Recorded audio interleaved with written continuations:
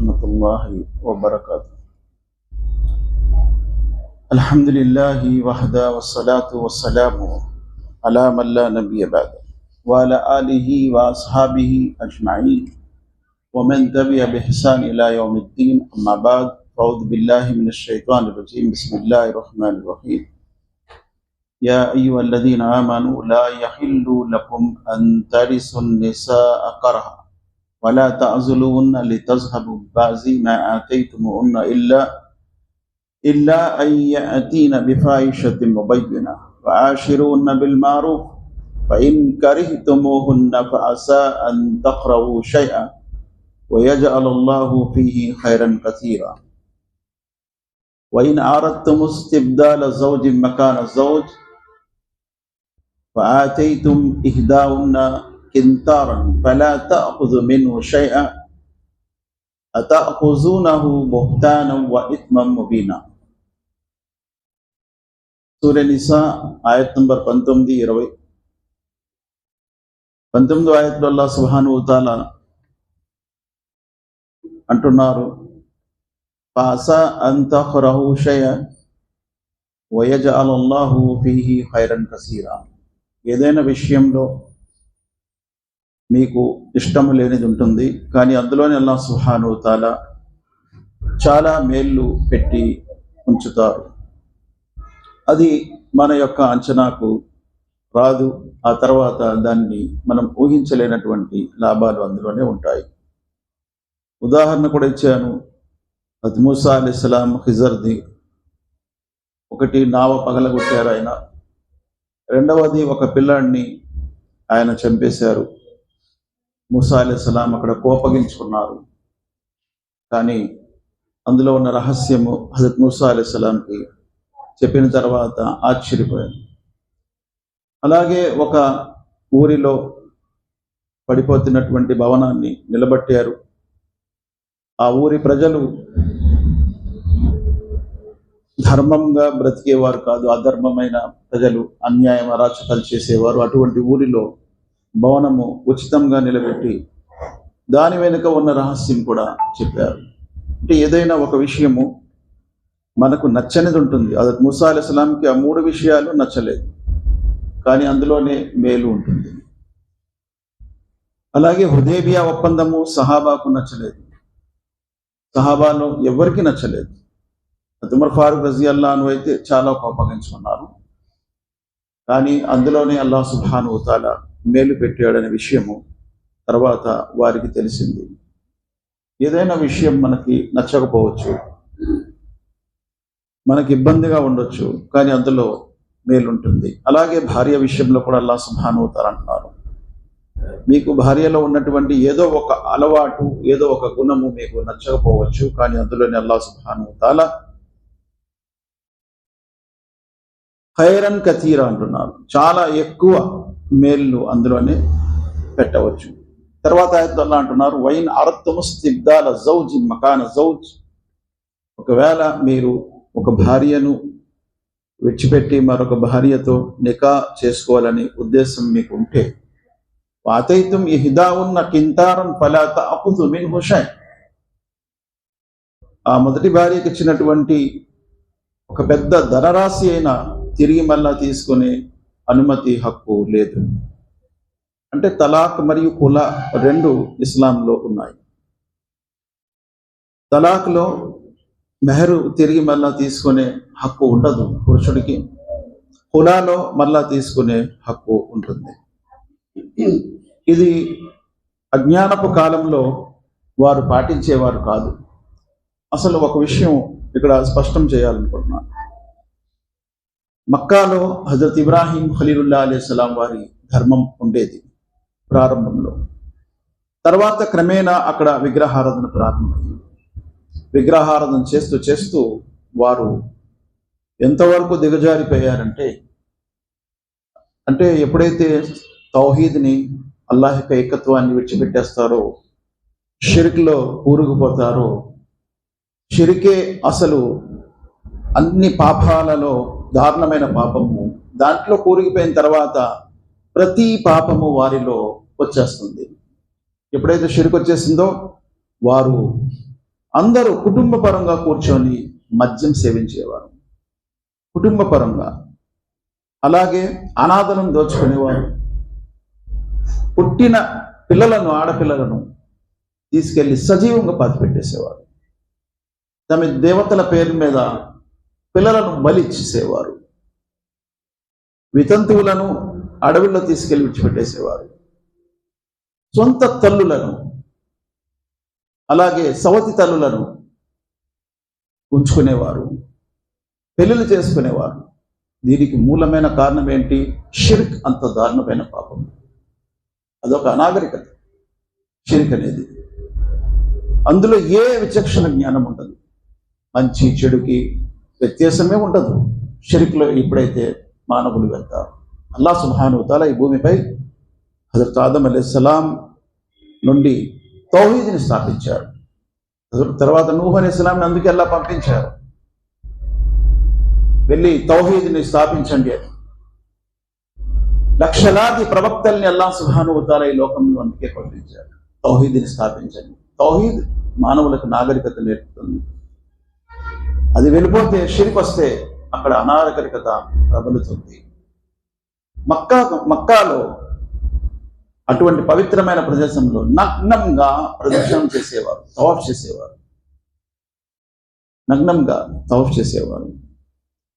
వ్యభిచారం చేసే వారు తమ ఇళ్ళ దగ్గర ఫ్లాగ్స్, జెండాలు పెట్టేవారు. ఇక్కడ వ్యభిచార కూటములు ఉన్నాయి, గృహాలు ఉన్నాయి.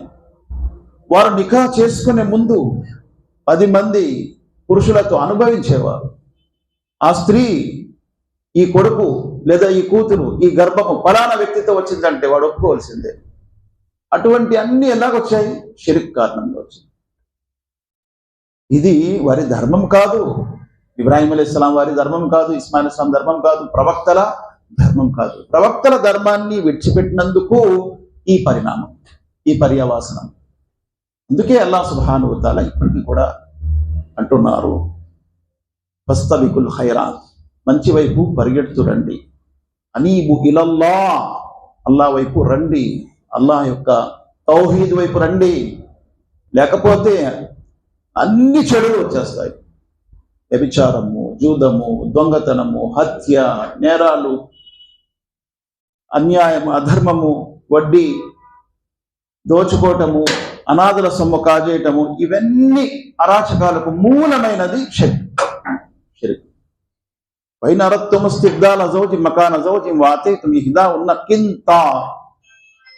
ఒకవేళ మీరు మీ భార్యలకు మెహర్లో ఒక కింతార్, దీన్ని తర్జుమాలో పెద్ద ధనరాశి అంటారు, కానీ దీని వాస్తవమైన అర్థం ఏంటంటే, కింతార్ అంటే ఒక ఆవు, ఒక ఎద్దు ఎంత బరువు ఉంటుంది అంత బంగారం, దాన్ని కింతార్ అంటారు అరబీలో. ఒక ఎద్దుకి సరిపోలినటువంటి బంగారం ఎవరైనా మెహర్లో ఇచ్చారు అంటే అలా ఇచ్చేవారా? అవును, అలా ఇచ్చేవారు. మెహర్ స్త్రీకి అలా ఇచ్చేవారు. మనలో మెహర్ ఎలాగుందంటే 500 రాయండి, 500 పదాలు రాయండి, 100 పదాలు రాయండి, 1000 పదాలు రాయండి. మనవారు మెహర్ అలా ఇచ్చేవారు అజ్ఞానపు కాలంలో కూడా. ఆ తర్వాత మెహర్ గురించి ప్రవక్త సల్లల్లాహు అలైహి వసల్లం వారు ఒక కళ్ళెం వేశారు. ఆ మెహర్ గురించి ఏమన్నారు ప్రవక్త వారు? ఏ నికా అయితే తక్కువలో తక్కువ ఖర్చు అవుతుందో ఆ నికా అన్నిటికంటే మంచి నికా అని మెహర్ గురించి అన్నారు. కానీ ఇక్కడ మెహర్ అసలు లేనే లేదు, కట్నాలు ఉన్నాయి. ఇక్కడ రివర్స్ ఉంది మొత్తం. కానీ మెహర్ చెల్లించే మీరు ఒకవేళ ఆమెను విడిచిపెడితే తీసుకునే అనుమతి లేదు. ఒకవేళ హులా ఆమె తీసుకుంటే మెహరు వాపస్ రిటర్న్ ఇచ్చేయాలి. అందుకే ఆమెను విడిచిపెట్టకుండా డోలాయానంలో వేలాడదీస్తూ విడిచిపెట్టేసేవారు. అంటే ఆమె అటు వెళ్ళి నికా కూడా చేసుకోలేదు, ఇటు ఈయన దగ్గర ఉండలేదు. 1 తలాక్, 2వ తలాక్, 3వ తలాక్, 4వ తలాక్, తలాకులకి ఇంకా ఒక హద్దే ఉండేది కాదు. ఆ రకంగా అజ్ఞానపు కాలంలో ఉండేది. ఆమె వెళ్ళి వేరే నికా చేసుకునే అవకాశం ఉండదు. ఇక్కడ కూడా సాంగత్యం లేదు, సంసారం లేదు. అలా డోలానయానంలో వేలాడదీస్తూ అది జీవితాలతో ఆడుకునేవారు. ఎందుకంటే మెహర్ చాలా పెద్ద ధనరాశి ఇచ్చారు, మరి దాన్ని తీసుకొని అనుమతి లేదు. ఆమె చనిపోయినంత వరకు అలాగే ఆమెతో ఆడుకునేవారు. ఇవన్నీ ఈ మూలమైనది షిర్క్. తౌహీద్ ఈ పాఠాలు నేర్పించదు. అటువంటి దారుణమైనటువంటి వారి యొక్క ఆచరణలు ఉండేవి. ఫలా తాఖుజు మిన్హు షైఅ అతఖుజూన బుహ్తాన వ ఇత్మ ముబీనా. ఇక పైన మీరు మెహర్ చెల్లించిన తర్వాత దాన్ని తిరిగి తీసుకోవడం అనేది ఒక పెద్ద అభాండ ఆమెపై మరియు ఒక పెద్ద పాపము అని అల్లాహ్ సుబ్హానహు వ తఆలా అంటున్నారు. కైఫ తఅఖుజూన వఖద్ అఫజ బాజుకుం ఇలా బాజిన్ వఅఖజ్న మిన్కుం మీతాకన్ గలీదా.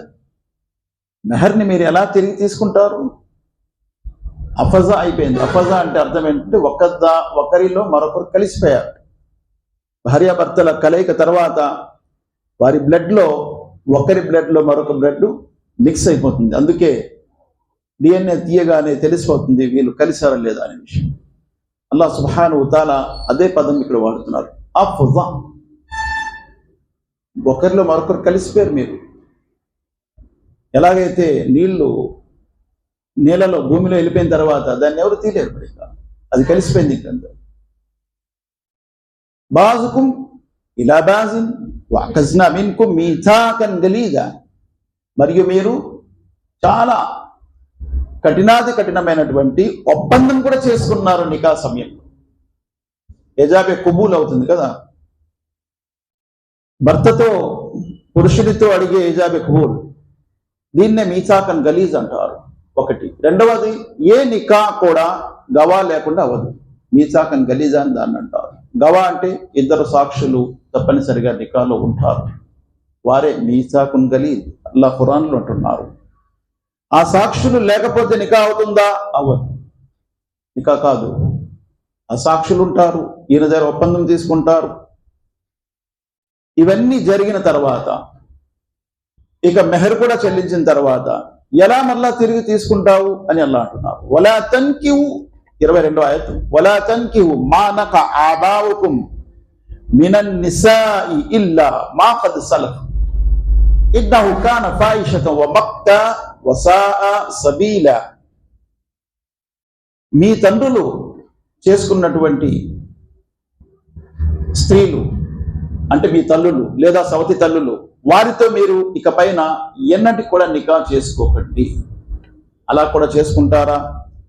చేసుకున్నారు. నేను ముందే చెప్పాను, విగ్రహారాధన, అలాగే సృష్టి పూజ, షిర్క్, ఈ కార్యకలాపాలు మానవులకు అటువంటి అరాచకాలు కూడా చేయిస్తుంది అనే విషయం అల్లాహ్ సుబ్హానహు వ తఆలా ఇక్కడ ప్రూఫ్గా చెప్తున్నారు.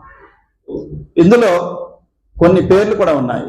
అమర్ బిన్ ఉమయ్య, ఆయన తన సొంత తల్లి లేదా సవతి తల్లితో నికా చేసుకున్నట్టు ఆధారాలు ఉన్నాయి. అమర్ బిన్ ఉమయ్య. అలాగే సఫ్వాన్ బిన్ ఉమయ్య యొక్క తండ్రి కనినటువంటి పిల్లలు, మరలా అదే తల్లితో సఫ్వాన్ బిన్ ఉమయ్య కూడా కనిన పిల్లలు కూడా ఉండేవారు. ఆయన చనిపోయిన తర్వాత సఫ్వాన్ బిన్ ఉమయ్య. ఇలా చాలా పేర్లు ఇందులో వచ్చాయి, తఫ్సీర్లో ఇచ్చారు.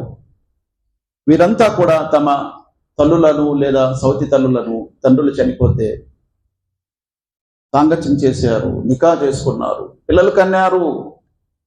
దీనికి కారణం ఏమిటి? దీనికి కారణం షిర్క్. షిర్క్ అటువంటి దారుణమైన పాపంలో దించుతుంది. ఇక ఇది అది కాదు, అన్ని పాపాలు కూడా మూట కట్టుకొని వచ్చేస్తుంది షిర్క్. అందుకే షిర్క్ నుండి దూరంగా ఉండండి అని అల్లాహ్ సుబ్హానహు వ తఆలా అంటున్నారు. ఇప్పుడు కూడా ముస్లిం సమాజంలో షిర్క్ ప్రబలిపోయింది. 100% ముష్రిక్లే కనిపిస్తారు. అల్లాహ్ సుబ్హానహు వ తఆలా రక్షించుగాక. అందుకే అల్లాహ్ అంటున్నారు, వమా యుమిను అక్సరుం బిల్లాహి ఇల్లా వహుం ముష్రికూన్. అల్లాహ్ను విశ్వసించే విశ్వాసులలో ఎక్కువ శాతం ముష్రికులను చూస్తావు ఓ ప్రవక్త. అల్లాహ్ను నమ్ముతున్నారు, షిర్క్ కూడా చేస్తున్నారు. ఈ షిర్క్ నుంచి దూరంగా ఉండండి, దాన్ని నేను క్షమించను అని అల్లాహ్ చెప్పడానికి గల మూల కారణం అదే. అది అన్ని పాపాలను మూట కట్టుకొని వచ్చేస్తుంది. అల్లాహ్ సుబ్హానహు వ తఆలాతో దువా చేస్తున్నాను, ముగిస్తున్న అల్లాహ్ ఖురాన్ మరియు హదీస్ రెండు చదువుతూ వాటిని ఆచరిస్తూ ఆ విషయాన్ని తెలియని వారి వరకు అందించే భాగ్యాన్ని ప్రసాదించుగాక. అల్లాహ్ బ్రతికిన నాళ్ళు ఇస్లాంపై బ్రతికే భాగ్యం ప్రసాదించు, మరణం ఈమాన్పై ప్రసాదించు. పవిత్రమైనటువంటి రంజాన్ నెలలో అనేక మంది నువ్వు నరక విముక్తిని ప్రసాదిస్తావు, అందులో మమ్మల్ని చేర్చు. మరియు ఈ నెలలో బాబు రయ్యాన్ ప్రసాదిస్తావు, ఉపవాసం ఉండేవారికి మా అందరికీ బాబు రయ్యాన్ ప్రసాదించు. అలాగే జన్నతుల్ ఫిర్దౌస్లో మేము మా కుటుంబ సభ్యులతో సహా వెళ్ళే భాగ్యం ప్రసాదించు. అల్లా ఈ నెలలో లైలతుల్ ఖదర్ రాత్రి, ఘనమైన రాత్రి ఉంది, ఆ రాత్రి మాకు ప్రసాదించు. మా కష్టాలని సుఖాలను మార్చు, మా నష్టాన్ని లాభాలు మార్చు. మాలో ఎవరైతే అనారోగ్యంతో బాధపడుతున్నారో వారికి ఆరోగ్యం ప్రసాదించు, ఎవరైతే ఉపాధి లేక బాధపడుతున్నారో వారికి ఉపాధిని ప్రసాదించు. రబ్బనా ఆతినా ఫిద్ దునియా హసనతు వఫిల్ ఆఖిరతి హసనతు వఖినా అదాబన్ నార్. రబ్బనా తఖబ్బల్ మిన్నా ఇన్నక అంతస్ సమీఉల్ అలీం వతుబ్ అలైనా ఇన్నక అంతత్ తవ్వాబుర్ రహీం. సుబ్హాన రబ్బిక రబ్బిల్ ఇజ్జతి అమ్మా యసిఫూన్ వ సలామున్ అలల్ ముర్సలీన్ వల్హమ్దులిల్లాహి రబ్బిల్ ఆలమీన్ బిరహ్మతిక యా అర్హమర్ రహీమ్.